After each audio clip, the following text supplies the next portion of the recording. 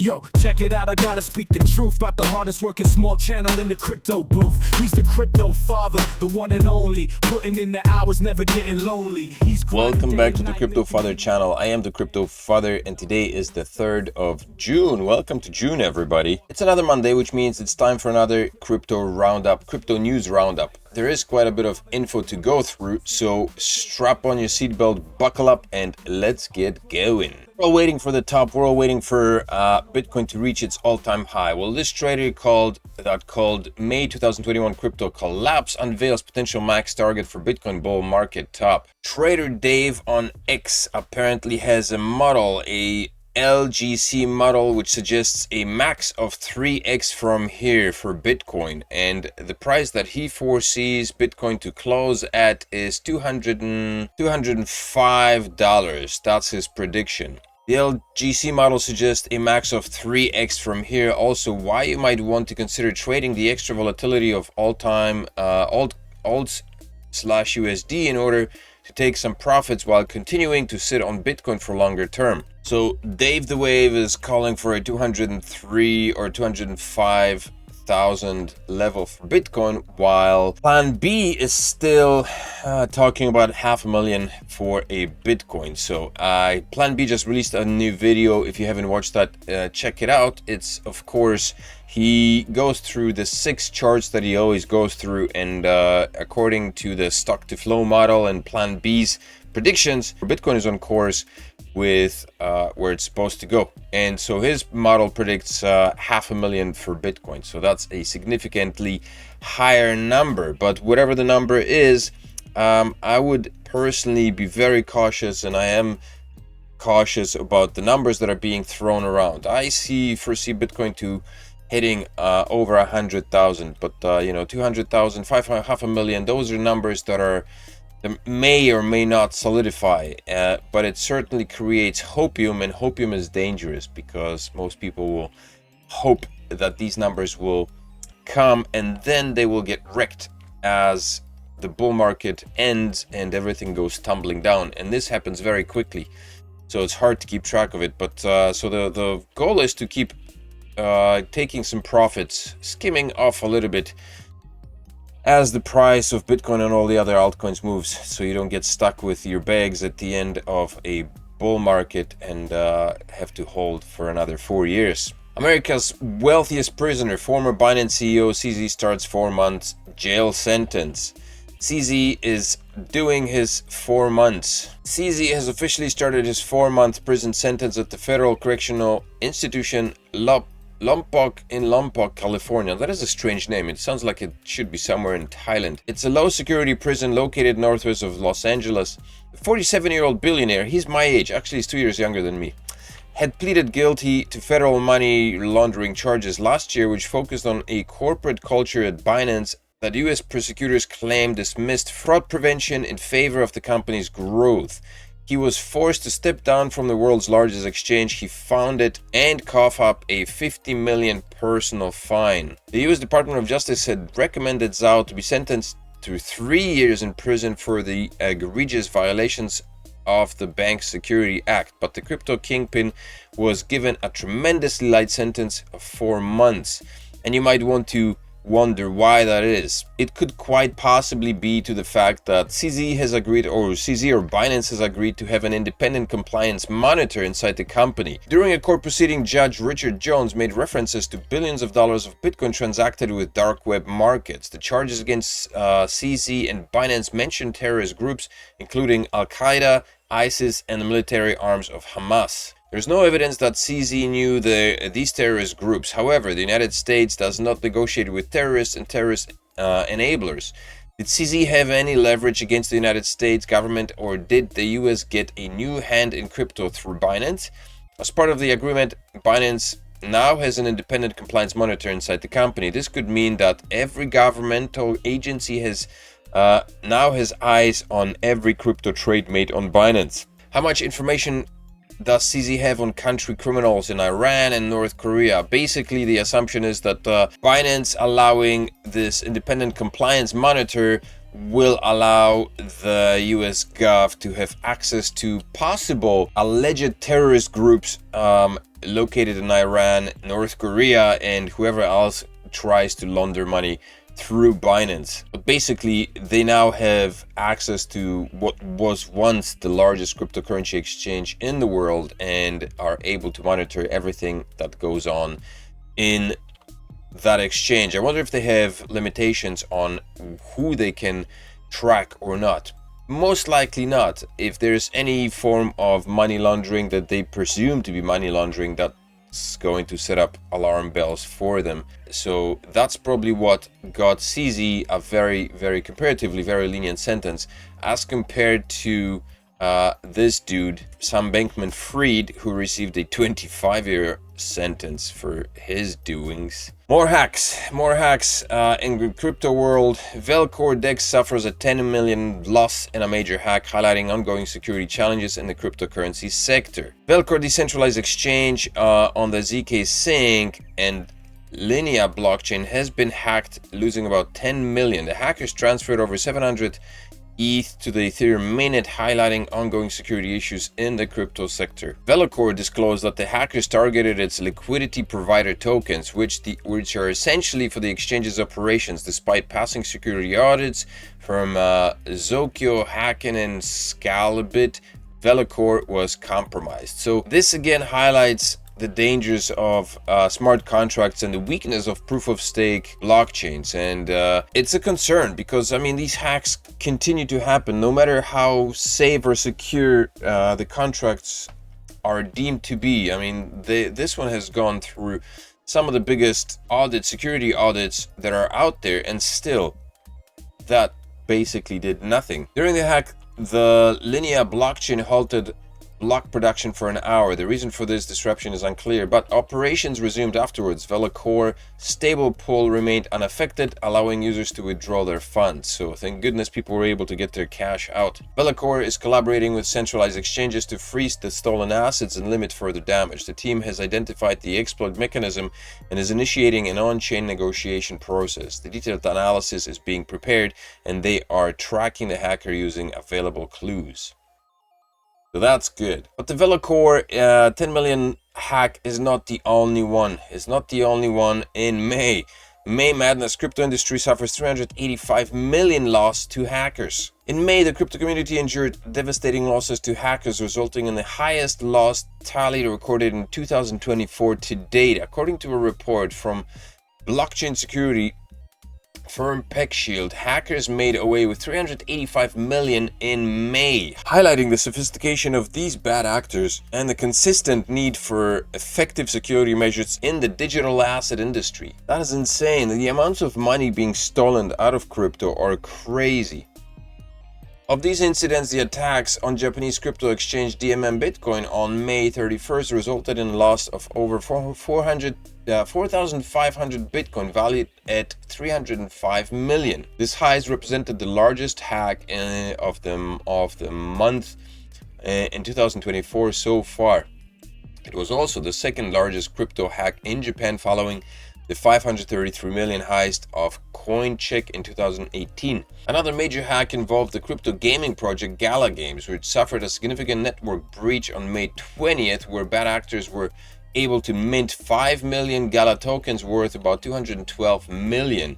However, via swift security measures, Gala's development team was able to mitigate the losses to around 22.4 million. I vaguely remember reading something about this. There was an exploit in the contract where a person was able to purchase twice as many coins or tokens rather, as there were allowed to. Other major hacks in May involve DeFi protocol Son Finance and Coinbase account Drainer, which resulted in the loss of 20 million and 18 million worth of assets respectively. In total, 575 million was stolen by hackers, albeit the bad actors made a profit of only 385 million following the Gala Games' impressive recovery. That's insane. Still, that's a huge amount of money, whether with or without the recovery. Wow. And this is on the back of the $60 million that was lost in April. This again is the reason for why so many people say don't keep your crypto on exchanges. And liquidity pools and all that stuff, they're great for additional profit, for passive income, but they're so dangerous. You have to be very careful about where you put your money, and they're a huge dissuader. And so it makes you wonder, where is all this coming from? Who's causing all this? Are these just people in their basement, stealing, or is there something else at play here? But the crypto market is not the only one that's suffering losses. $517 billion unrealized losses hit US banking system as FDIC warned 63 lenders on brink of insolvency. Unrealized losses in the US banking system are once again on the rise, according to new numbers from the Federal Deposit Insurance Corporation. Watch another bailout around the corner, another money printing machine being turned on in the USA, which may not be a bad thing, I guess, because last time this happened, Bitcoin went from $20,000 all the way to 64. In its quarterly banking profile report, the FDIC says banks are now saddled with more than $500 billion in paper losses on their balance sheets, due largely to exposure to the residential real estate market. Unrealized losses represent the difference between the price banks paid for securities and the current market value of those assets.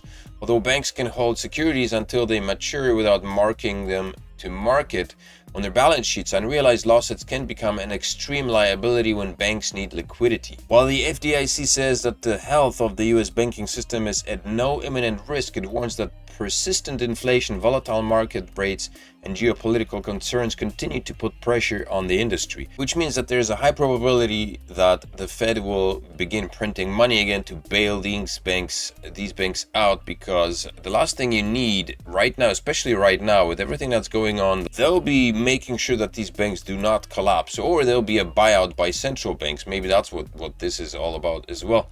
But whatever the case, having a major collapse of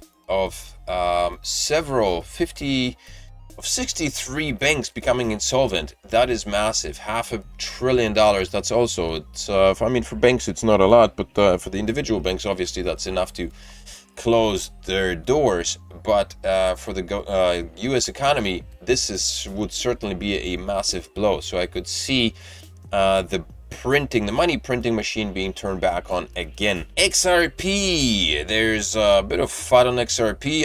If you are holding XRP, then you shouldn't be. Jerome Da Vinci released a funny short yesterday, basically saying don't buy XRP. I've been saying for a long time, don't buy XRP. It's the company XRP Ledger is pushing for CBDCs. And do you really want to be, the person who profits from XRPs for banks releasing their CBDCs? And I certainly don't. But the XRP community is on edge as significant cryptocurrency movements to exchanges surge, raising concerns among investors alike about a possible dump. Since Tuesday, Whale Alert, a crypto analytics firm focused on highlighting huge crypto transactions, has been reporting a series of substantial transfers involving XRP, totaling over 50 million to various exchanges. Not only on May 29th, the firm highlighted a transfer of 28 million XRP valued at $14.6 million. The wallet to Bitstamp before detecting another transfer of 23 million XRP worth 12 million.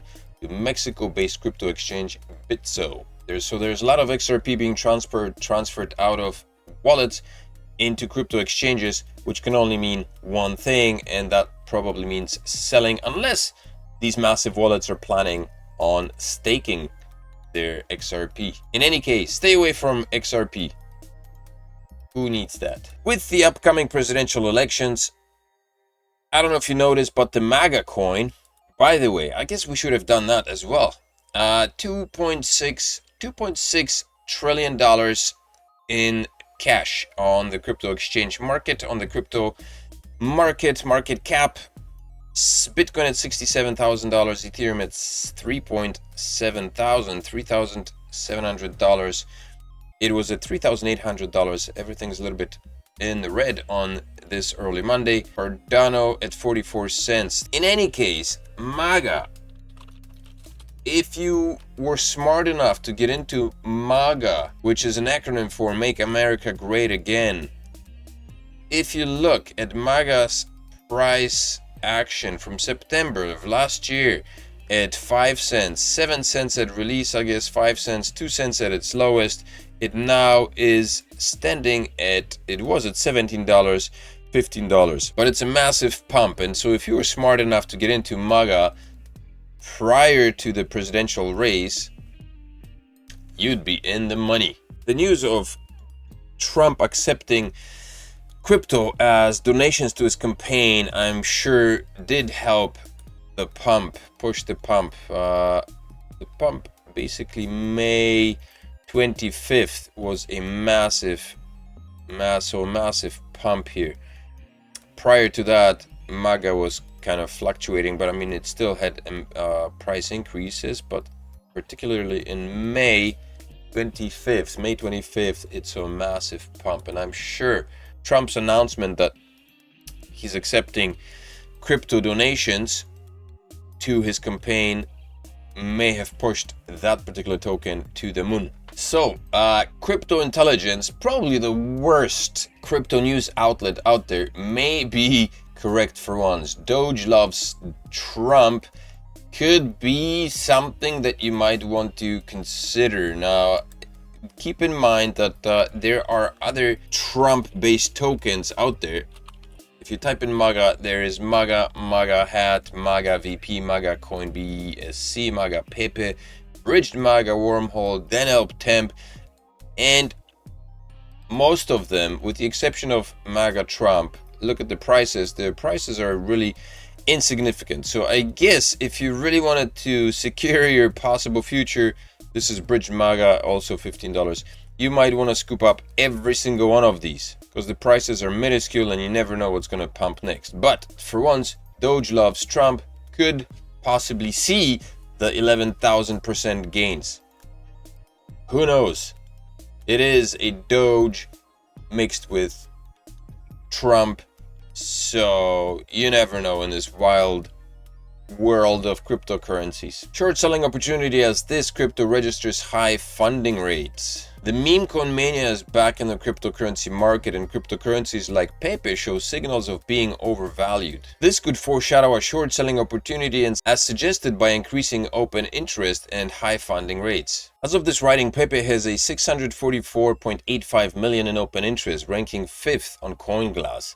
This value represents 10% of the Meowcoin's 5.96 billion market cap, trading at $142 despite a drop of 20% in the 1.55 billion 24-hour volume. The market's open interest has fallen by 6.37% on the Meowcoin. In particular, the consolidated exchange's funding rates for Pepe indicate an open interest weight to long positions. Currently, long position traders pay an APR of 42.57% to short sellers to remedy derivatives imbalances. Therefore, this high funding rate creates an opportunity to open shorts against Pepe and profit from the current imbalances. Short selling Pepe now represents a bet against the market and presents risks as the landscape could quickly change.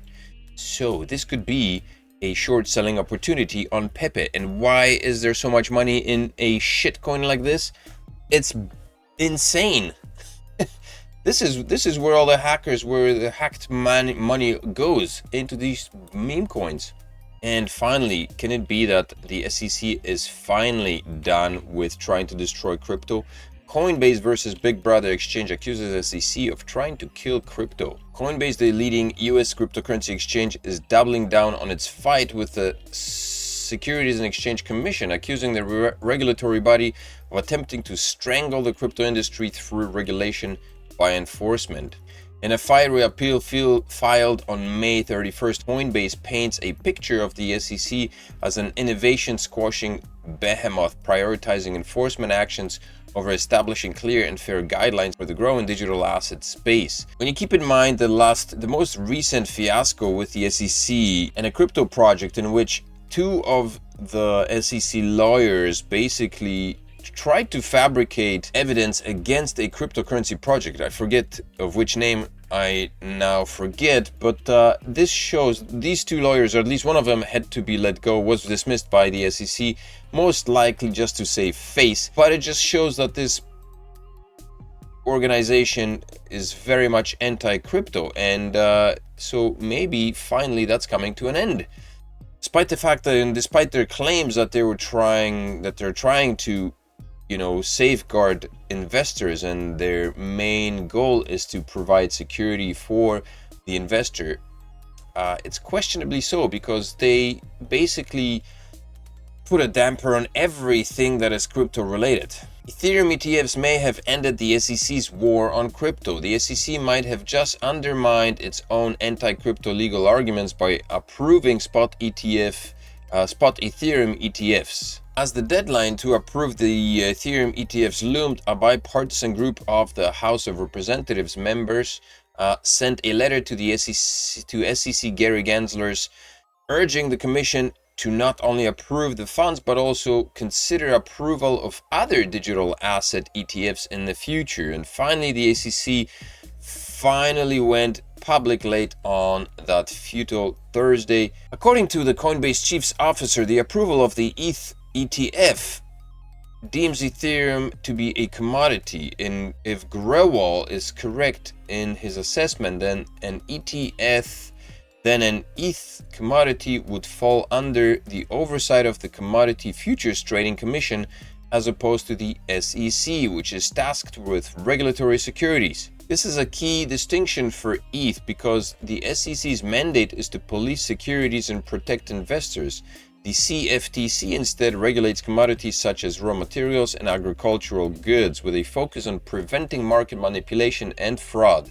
The SFTC's regulatory framework over commodities is therefore generally less stringent compared to the SEC's treatment of securities.